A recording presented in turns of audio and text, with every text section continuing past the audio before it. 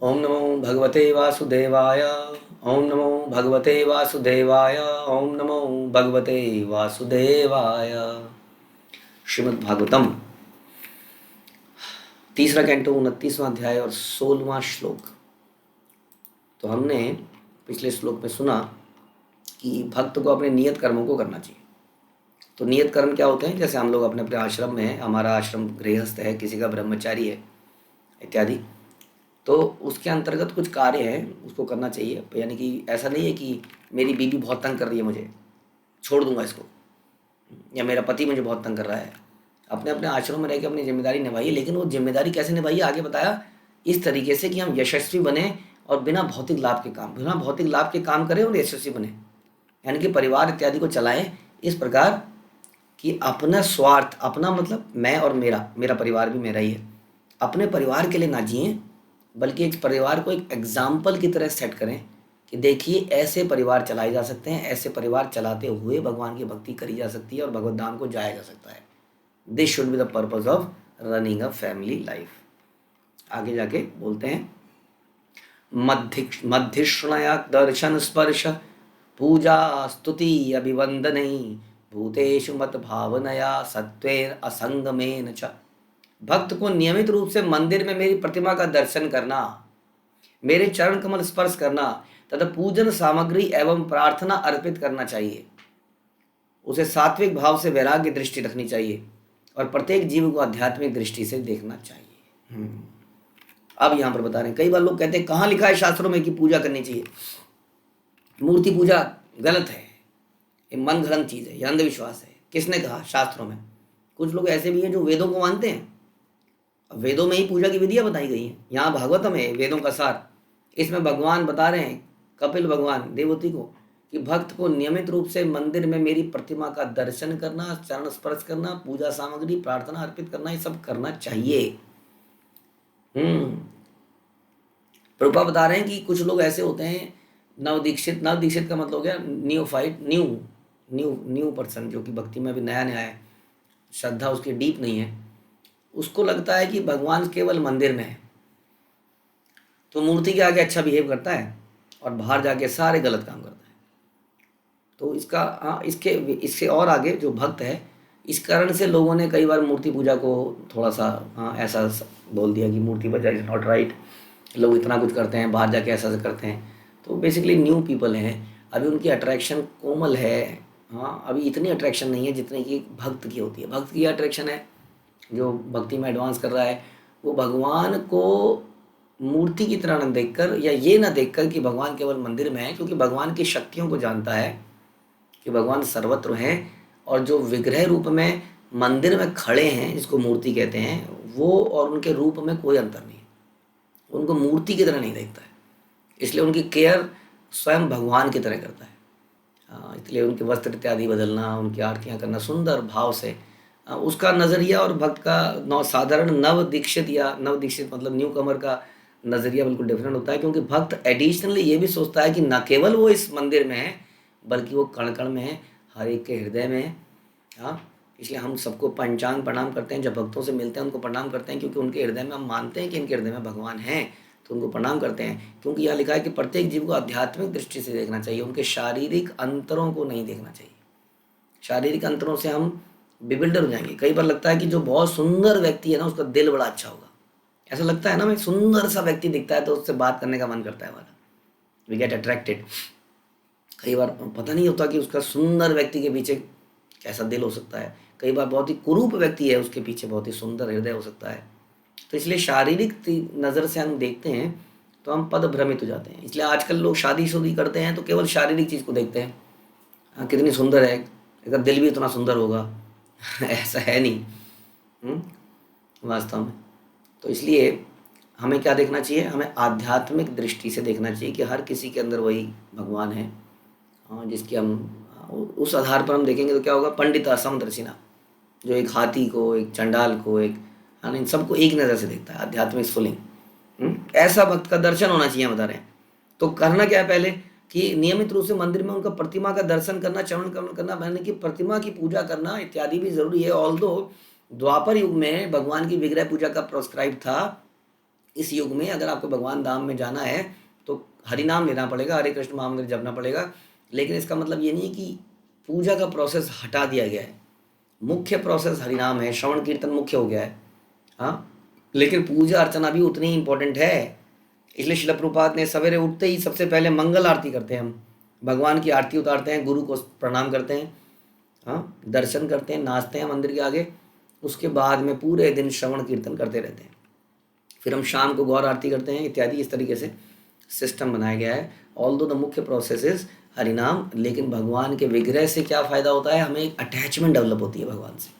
क्योंकि अदरवाइज हम निराकार भगवान को अगर बिना रूप के मानेंगे तो उनसे प्रेम पैदा नहीं होगा। प्रेम पैदा करने के लिए आदमी क्या करता है, आदमी का अपने ऑफिस में जाता है तो अपने बच्चे की फ़ोटो फ्रेम लगा के अपने डेस्क पर रख लेता है। रखते हैं कि नहीं कई लोग, कई अपने पर्स में रखते हैं, कई अपने डेस्कटॉप के स्क्रीन सेवर में अपनी फैमिली की फ़ोटो डाल देते हैं।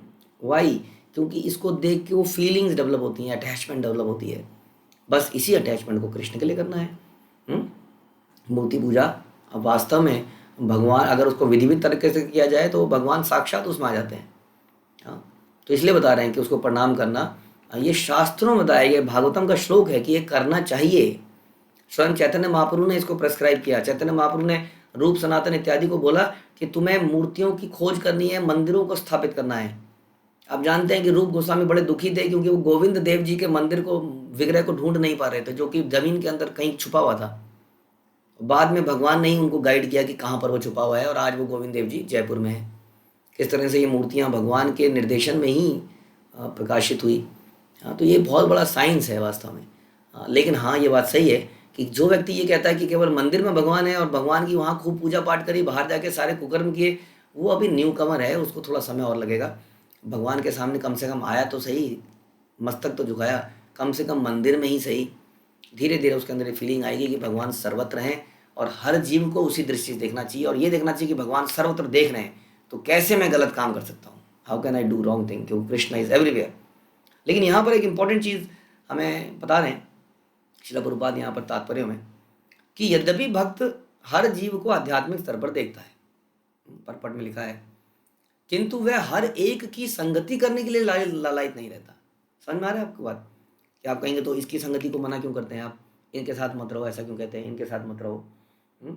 इसमें एग्जाम्पल दे रहे हैं कि जैसे शेर जो है भगवान का अंश है, लेकिन ऐसा नहीं कि आपको आप हम में से कोई भी शेर को गले लगाएगा या सांप को गले लगाएगा। सांप तू तो भगवान का अंश है, वो दिखा देगा मैं कैसा अंश हूँ, हाँ, थोड़ी देर में। तो बता रहे हैं कि उसको देखो उस नज़र से कि ये भी एक योनि है जो कि अपने कर्मों के कारण आज सांप या शेर की योनि में व्यक्ति है। इसका कल्याण करना है तो हरे कृष्णा जोर से बोलो, जहाँ कहीं जंगल में तो बोलोगे तो कुछ और ही हो जाएगा। हाँ, हालांकि चैतन्य महाप्रभु ने जंगल में भी बोला था। तो कहने का मतलब है कि हाँ, ये बात, ये नज़रिया तो यही रखो कि इन सब के अंदर वही स्फुलिंग है, शरीर बदले बदले में मैं ऐसा काम ना करूँ कि मैं ऐसा ईर्ष्यालु ना बन जाऊँ कि मुझे भी सांप बन जाए। सांप कौन बनता है? जो बहुत ही ईर्ष्यालु व्यक्ति है उसको सांप बनना पड़ता है। ये सांप बिना मतलब के काट देता है। इसलिए शास्त्र भी कहते हैं कि सांप को अगर आए तो उसको मार देना प्रेस्क्राइब्ड है, क्योंकि वो बिना मतलब के भी काट जाता है, ऐसा सुनते हैं हम लोग। तो कहीं मैं ऐसा ना बन जाऊँ। तो इसलिए है तो वही जीव, लेकिन अब इस योनि में है, लेकिन मुझे उसकी संगति नहीं करनी है। हमें ऐसे व्यक्तियों को मित्र बनाना चाहिए, प्रभुपाद कह रहे हैं, उनका सम्मान करना चाहिए जिन्होंने कृष्ण भक्ति को विकास किया है, जिसका या करना चाहते हैं। हाँ, करना चाहते हैं, जरूरी नहीं है कि करना चाहते तो हैं लेकिन अभी बहुत जूनियर हैं। हमेशा ऐसे लोगों के साथ रहोगे कि हमारी चेतना को नीचे खींच लेंगे। वो यहाँ बता रहे हैं अन्य जीव असंदिग्ध रूप से परमेश्वर के अंश हैं, नो डाउट अबाउट इट, किंतु चूंकि उनकी चेतना अभी पछन है, कृष्ण भक्ति विकसित नहीं हो रही है, ज़्यादा विकसित नहीं है, अतः हमें उनकी संगति छोड़ देनी चाहिए। विश्वनाथ चक्रवर्ती ठाकुर ने कहा है कि वैष्णव होते हुए भी, सुनिए आगे, वैष्णव होते हुए भी यदि किसी का चरित्र अच्छा ना हो तो उसकी संगति से बचना चाहिए, भले ही वैष्णव के रूप में पूजित क्यों ना हो। हाँ, इसलिए हमें कोशिश करनी चाहिए कि ऐसे वैष्णव के साथ हम संग करें जो हमारे चरित्र को और बढ़ाए, जो कृष्ण की याद दिलाए, जो हमारे नियमों का पालन कराए, हाँ, हमें और शुद्ध कराए। जो भी विष्णु को भगवान के रूप में स्वीकार करता है वैष्णव है, जो विष्णु को स्वीकार करे वैष्णव है। किंतु वैष्णव से आशा की जाती है कि वह अपने में देवताओं के सद्गुण विकसित करे। यानी कि जिस व्यक्ति के अंदर ये सद्गुण विकसित नहीं है, हाँ, तो उससे हमें थोड़ा सा देखना चाहिए, कहीं कहीं हम हमारे अंदर भी ऐसे ही दुर्गुण ना पैदा हो जाएं। ऑल दो जीवेर दया, हम सब जीवों पे दया करते हैं, ऐसा नहीं कि हम उन लोगों को छोड़ देते हैं, बट उनके प्रति दया भाव रखते हैं और किसी तरह से डायरेक्टली इनडायरेक्टली उनको कृष्ण भावना में देते रहते हैं। लेकिन कंटिन्यूसली ऐसे लोगों का संग रिस्की हो सकता है, ऐसा विश्वनाथ चक्रवर्ती ठाकुर कह रहे हैं। तो इस प्रकार से यहाँ हम सुनते हैं कैसे संग कितना इंपॉर्टेंट है, हर जीव को कैसे देखना चाहिए, और विग्रह पूजा या मूर्ति पूजा शास्त्रों में बताई गई है, किस प्रकार बताई गई है। महतां बहुमानेन दीनानाम अनुकंपया मैत्र्या च एव आत्मतुल्येषु यमेन नियमेन च।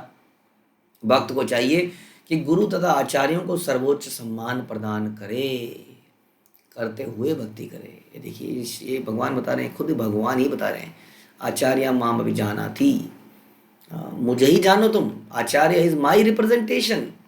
बहुत श्लोकों में ऐसे तद विधि पणिपाते न परिप्रश्न न सेवया। मैं एक भक्त को एक दिन पहले बता रहा था, उनको एडवाइस कर रहा था, क्योंकि मुझे लगता है कि कई लोग बड़े यंग हैं अभी, बहुत ही यंग एज में जब भक्ति आती है तो उतनी मैच्योरिटी नहीं होती हमारे अंदर। हाँ, तो हम क्या करते हैं, आजकल का जैसे कल्चर बन चुका है, हम यूट्यूब में कोई भी लेक्चर सुनने लगते हैं। अच्छी बात है, यूट्यूब में लेक्चर आप सुन सकते हैं, लेकिन उसमें बहुत सारी अभी समस्याएं हैं। हम एक्चुअली में नहीं जानते हैं कि परंपरा किसको कहते हैं। ऑल्दो हमने कुछ वीडियोस रिलीज़ करी है कि परंपरा किसको कहते हैं, हमें परंपरा में सुनना चाहिए हमेशा। हम इसको डिफ्रेंशिएट बिल्कुल भी नहीं कर पाएंगे कि कौन सही वक्ता है कौन गलत वक्ता है, बिल्कुल नहीं कर पाएंगे, बिल्कुल पता नहीं चलेगा। बल्कि कई बार तो ऐसा लगेगा कि उनकी उनकी वाणी ज़्यादा मधुर लग रही है। हम भी जब बच्चे छोटे थे, हम लोग ज़्यादा बड़े नहीं थे, तो बहुत टीवी वगैरह देखने की आदत थी। कई सारे टीवी चैनल हैं जिसमें धार्मिक चैनल आते हैं, उसमें कई लोग बोलते बोलते मैं सुनता था, रामायण बोलते बोलते एक व्यक्ति थे, बड़े सज्जन हैं, वो रोते ही रहते थे रामायण बोलते हुए। तो परिवार की मेरी मम्मी वगैरह बहुत बढ़िया है, बहुत बढ़िया बोलते हैं, अट्रैक्शन हो जाती है। लेकिन मेरे अपने पर्सनल चरित्र में कोई अंतर नहीं आया। अगर आप किसी दिव्य कथा को सुन रहे हैं और हमारे अंदर परिवर्तन नहीं आ रहा है, इसका मतलब कुछ समस्या है। हाँ, कुछ तो समस्या है।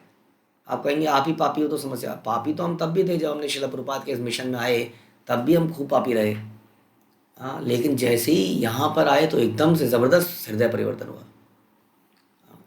इसलिए परंपरा में सुनना बड़ा जरूरी है, हमें पता नहीं चले। दूसरा बात यह है कि भगवान पूरे शास्त्र में ये कहते हैं कि गुरु की शरण में जाओ, शरणागति करो। शरणागति केवल ऑफ ऑनलाइन लेक्चर सुन के नहीं आती है। ऑनलाइन लेक्चर सुन के हमारे अंदर एक फेवरेबल फेथ डेवलप हो सकता है, उस फेथ को आगे बढ़ाना चाहिए, वहीं पर रुकना नहीं चाहिए। We should go and connect personally and serve in the mission of Shrila Prabhupada. ये परंपरा हमारे सामने है, किसी की गाइडेंस में रहें, सेवाएं करें, मिलें जुलें, तब भक्ति तेज़ी से बढ़ती है। So this is very interest developing process, जिसमें हम सुन सकते हैं ऑनलाइन भी, लेकिन वी शुड, हमें इससे आगे बढ़ना चाहिए। हमें कुछ प्रैक्टिकल सर्विसेज भी करनी चाहिए, अपने आप को किसी के अंडर में रखना चाहिए। जैसे हम बता रहे हैं कि भक्त को चाहिए कि गुरु और आचार्यों को सर्वोच्च सम्मान प्रदान करते हुए भक्ति करे। कहाँ से सम्मान प्रदान करेंगे? सम्मान प्रदान केवल, अब जैसे कि कौन कितने चेहरे सुन रहे हैं, यू नो, नोबडी नोज कि कौन सुन रहा है कौन नहीं सुन रहा है, क्या कर रहा है। तो ये श्रवण तो इम्पोर्टेंट है, सुनना तो चाहिए ही, लेकिन सम्मान प्रदर्शित करने के लिए we have to do something. जैसे हम किसी का सम्मान प्रदर्शित करते हैं, उनको नमस्कार करते हैं, कोई लोग पैर छूते हैं, हाँ, कई बार हम हैंड शेक करते हैं किसी का। These are the things. जैसे हम सुनते हैं ददाति प्रतिगणाति गुह्यम आख्याति पृच्छति, कि मिलना जुलना, घर में आना जाना, हाँ, गिफ्ट देना लेना, प्रसाद पे बुलाना, प्रसाद खिलाना, हाँ, खाना, ऐसे बहुत सारे कार्य हैं, सम्मान देना। तो ये कार्य पर्सन होते हैं, पर्सनल वे में होते हैं। इसलिए भक्ति बहुत ही पर्सनल वस्तु है। भक्ति इम्पर्सनल नहीं है कि केवल हम इम्पर्सनल तरीके से श्रवण करें और हम उन्नत भक्त बन जाएं और उसके बाद दूसरों को प्रचार करने लग जाएं। इससे पहले कि हम दूसरों को प्रचार करें, दूसरों को शिक्षाएं दें, हमें गुरु परंपरा के शरण में आके सेवा करके ऊपर उठाना पड़ेगा अपने आप। इसलिए कह रहे हैं कि भक्त को चाहिए कि गुरु तथा आचार्यों को सर्वोच्च सम्मान प्रदान करते हुए भक्ति करें। उसे दीनों पर दयालु होना चाहिए और अपनी बराबरी के व्यक्तियों से मित्रता करनी चाहिए। अपनी बराबरी मतलब जैसे मेरा पैकेज अगर 1 लाख रुपए है तो 1 लाख रुपए वालों से ही दोस्ती करनी चाहिए, ये मतलब नहीं है। बराबरी से मतलब है जिनका चेतना उतनी उठी हुई है जितनी आपकी उठी हुई है। क्योंकि निम्न चेतना के साथ रहेंगे अक्सर तो वो हमें खींच लेंगे, क्या करेगा सुन के, रोज तो सुनता है, आज इधर आ जाना, आजा आजा, आज चलते हैं, कुछ खा के आते हैं, बहुत दिन हो गए। हाँ, कुछ ना कुछ ऐसा चलता रहेगा। तो ऐसी चेतना वालों के साथ उनको ढूंढिए, मिलेंगे। उनके साथ कोशिश कीजिए कि उनसे मित्रता करें, किंतु उसके सारे कार्यकलाप नियम पूर्वक तथा इंद्रिय संयम के साथ संपन्न होने चाहिए। सारे कार्य फिर भी उसको कोशिश करना चाहिए कि भक्ति के नियमों का पालन करे, ज़्यादा से ज़्यादा, ज़्यादा से ज़्यादा, जितना ज़्यादा हो सके भक्ति के नियमों का पालन करे। धीरे धीरे इनको बढ़ाए, इंद्रियों को संयम करना सीखे। यही भक्ति है। जो इंद्रियों को संयम नहीं कर रहा तो वो भक्ति में नहीं, वो गुरु परंपरा, वो व्यक्ति फ्रॉड है जो आपको इंद्रिय संयम सिखा ही नहीं रहा है। केवल भगवान की लीलाएं बताया जा रहा है, बड़ा आनंद आ रहा है, हम कह रहे हैं बहुत आनंद आ रहा है, लेकिन वास्तव में वो हमें कोई नियम कानून के बारे में नहीं बता रहा है। शास्त्र में लिखा हुआ है, यानी साफ साफ लिखा गया है कि नियम पूर्वक इंद्रिय संयम के साथ हमें रहना चाहिए और उस तरह से आगे बढ़ना चाहिए। लेकिन नियम पूर्वक हम तभी रहते हैं जब हमारे सर पर कोई होता है। हमारे सर पे नहीं होता है तो हम नियम पालन कभी नहीं करते हैं। जैसे ट्रैफिक पुलिस को हम तभी फॉलो करते हैं जब ट्रैफिक पुलिस वाला होगा, कैमरा लगा होगा या समथिंग, नहीं तो हम नहीं फॉलो करेंगे। इसलिए बड़ा ज़रूरी है हमारे जीवन में कि हम गुरु परंपरा के अंदर आएँ, उसके अंदर रहें, अपने आप को बोलें। जैसे कि हम स्कूलों में पढ़ाई करते हैं, हाँ स्कूल में हम भी जाते ही हैं हम लोग, हम जानते हैं कि स्कूल में नहीं जाएंगे तो फिर हम नहीं फॉलो करेंगे। तो ये भी एक प्रकार का स्कूल ही है जहाँ हम शिक्षा ले रहे हैं भक्ति करने की। तो हमें अंतर्गत किसी ट्रेनिंग प्रोसेस के अंतर्गत आना चाहिए। हाँ, श्रवण करने के बाद वी शुड से कि अब हम अंदर ट्रेनिंग आना चाहते हैं, हम साधना करना चाहते हैं, हम साधना भरना चाहते हैं, हम नियमों का पालन करना चाहते हैं। कृपया मुझे मॉनिटर कीजिए, मुझे मेरे इनपुट बताइए, मुझे मेरी कमियां बताइए, तब हमारी भक्ति बहुत तेज़ी से आगे बढ़ेगी। हरे कृष्णा। श्रील प्रभुपाद की जय। ग्रंथराज श्रीमद् भागवतम की